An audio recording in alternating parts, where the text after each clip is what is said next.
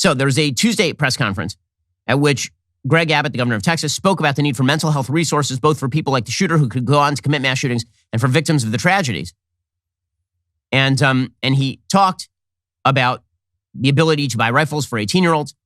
And he correctly points out, he says, why is it the majority of those 60 years, for 60 years you've been able to buy rifles in Texas above the age of 18. Why is it the majority of those 60 years we didn't have school shootings and we do now? The reality is I don't know the answer to that question. What I do know is that we as a state and a society need to do a better job with mental health. It is amazing what solutions people are willing to talk about and what solutions people are not willing to talk about. So Greg Abbott holds this press conference with a bunch of Texas officials, including Senator Ted Cruz, the mayor of Uvalde, and a bunch of local officials. And he started off by saying the Texans have to come together. All Texans must come together and support the families who have been affected by this horrific tragedy. What they need now more than ever is our love. What they need is uplifting from all of our fellow Texans and all of our fellow Americans. Okay, and then he continued by condemning the shooting itself, of course, as you would imagine. It is intolerable and it is unacceptable for us to have in the state anybody who would kill little kids in our schools. Their love is a gift that parents get to unwrap every single day. Parents in Uvalde had that gift taken away from them, stolen by a demented person. Okay, and then Abbott pointed out that these issues have multiple causes and are complicated, and that the sort of leftist one-size-fits-all, what if we just do something about guns, which has been their predictable response, that is not going to solve the problem. He is correct about this. Here is the governor of Texas. I know people like to try to oversimplify this. Let's talk about some real facts. And that is, there are, quote, real gun laws in Chicago. There are, quote, real gun laws in New York. There are real gun laws in California. I hate to say this, but there are more people who were shot every weekend in Chicago than there are in schools in Texas.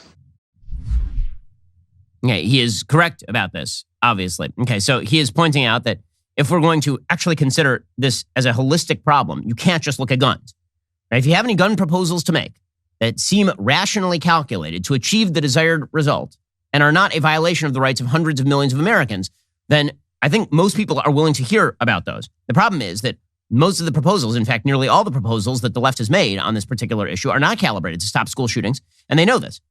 They're not calibrated to stop violence, and they know this. The vast majority of violent crimes committed with guns in the United States are committed with handguns, and yet the left is focused in like a laser beam on, for example, rifles. If you create quote-unquote solutions that are not designed to solve the problem, you have to wonder if there's an ulterior motive at a certain point. Okay, so this press conference from the Texas Governor Greg Abbott, as well as some others, it took a sideways turn.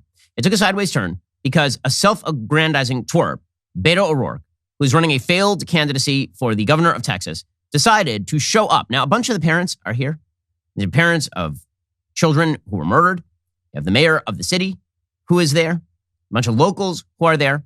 And this is when Beto O'Rourke decides that he is going to become he is going to be governor and maybe president even, maybe dictator of Twitter. And he's not going to win the governor's race in Texas.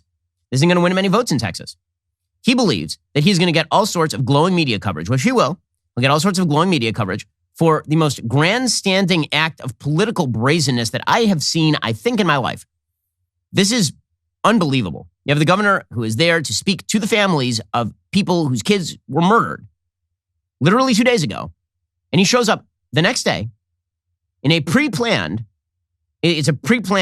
political grandstanding move. When I say pre-planned, I mean like fully pre-planned, as we'll talk about in a second. He shows up and he starts yelling at Greg Abbott and the other Texas officials there, which include the two senators, John Cornyn and Ted Cruz. He starts yelling at them that this is it's their fault. It's not the fault of the shooter. It's their fault. This is pretty despicable.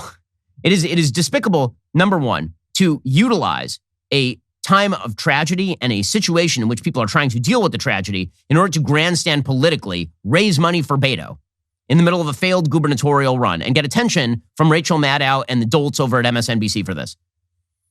Right? This is how you gain attention, is that you take advantage of a tragedy by descending on a place where they're having a press conference that is apolitical in nature to make your political point, and then so you can get a photo op of you wagging your finger at people. And people on the left predictably pick this sort of stuff up and they start worshiping at the Beto O'Rourke altar. Because again, Beto is president online. In reality, he's a failed senatorial candidate, he's a failed presidential candidate, and he will be a failed gubernatorial candidate, the full trifecta. He will be back to eating New Mexican dirt over the course of the next year or so, which is what happened after he lost to Ted Cruz.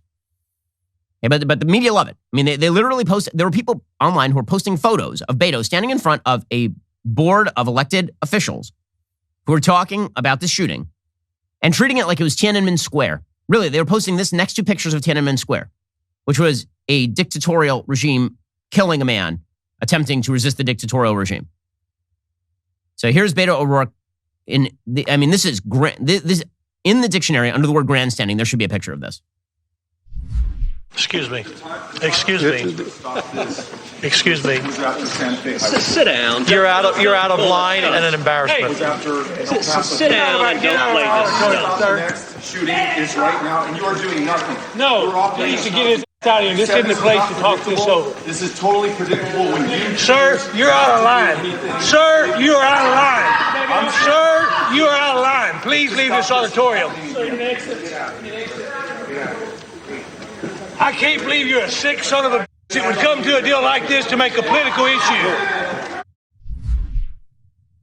Okay, and then Beto O'Rourke is escorted out by security. So he got his photo op, which is the thing that he really wanted, which again, you want to talk about political posturing?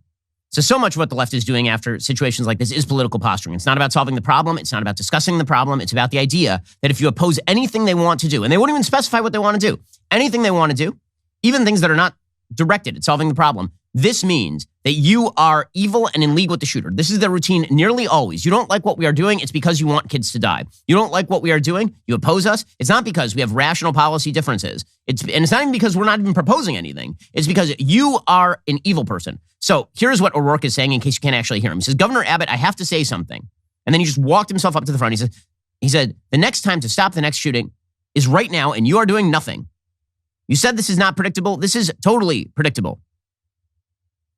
Okay, this follows on O'Rourke during his presidential campaign, suggesting we're going to take your AR-15 and your AK-47, and then backtracking that during his gubernatorial run.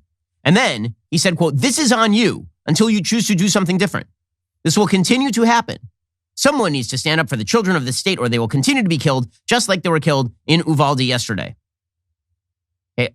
Again, this is just the political grandstanding nature. How does Beto propose to stop this? Really, if he wants to propose a full seizure of all AR-15s and AK-47s in the state of Texas, we will see if he gets himself elected governor on that basis. If the people of Texas are willing to give up all of their rifles to somebody, a petty dictator like Beto O'Rourke, if this is what they want to do. But instead, he's being treated as a hero of the republic by the usual media suspects. Okay, so there are a bunch of people who you can hear in that tape shouting at Beto O'Rourke to stop. That includes one man whose cousin was actually shot at the school. This man's name is Cody Ituarte. He explains why he told Beto to stop, and also he used to be a Democrat. This Hispanic man says, I used to be a Democrat, not a Democrat anymore. Here he's explaining. The tragedy is being addressed just so recently. To come in and act in that way is pure propaganda. And I grew up Democrat my whole life, just believing in the that Democrats were for the little guy, for the middleman, and all that stuff. And then just a lot of the division being caused by the race policies really drove me away from what the Democrats were screaming at everybody. By the way, Democrats might take that under advisement, but they will not. Meanwhile, the mayor of the city of Uvalde, he explains why he was calling Beto a son of a bitch right there. This community is broken right now. when no community should have to go through what we've gone through in this community. And for a person to come in there and start that crap, I have no respect for Beto. And the haters that hate, that send me the emails and the texts, to hell with you too. I don't care if you're a Democrat, a Republican, an independent. We're American people. We're trying to come together as a community. And to do what you did today at that press conference was wrong. I'm sorry, but it was wrong. It was fully set up by Beto in advance as well. CBS News reported that Beto had a couple of people in the room who were sitting there as placeholders, and then they got up and left when he came so that he could take their seats. Here is the explanation from CBS News. You were in the room. My goodness, could you make out what was being said by Beto O'Rourke? There were two people across the aisle from me, and a moment before the press conference started, they got up from their seats when Beto walked in. So they were seat holders for him, and then he sat down. So his presence wasn't really noticed in the 15 or 20 minutes that people were gathering inside because he was not in the room. So this seems something very clearly staged by Beto O'Rourke and his campaign wanting to confront the governor at this moment. I just want you to imagine for 1 second that there is a circumstance in reverse where somebody who is on, say it's the congressional baseball shooting, and there had been a bipartisan event at which Democrats, Independents, Republicans show up to pay some sort of tribute to people who'd been shot. And let's say that a Republican failing candidate in the local area had then shown up to this event and started ranting at the people on the stage. You think that would have been treated anywhere near similarly by the media? The battle for the culture is heating up. We here at the Daily Wire are making some big moves. So be sure to like, subscribe, ring that bell, because you're not going to want to miss a single moment.